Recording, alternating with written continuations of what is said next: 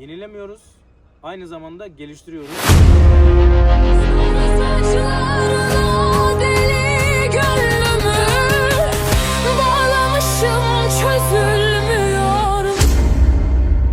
Bir an önce kavuşmak istiyorum.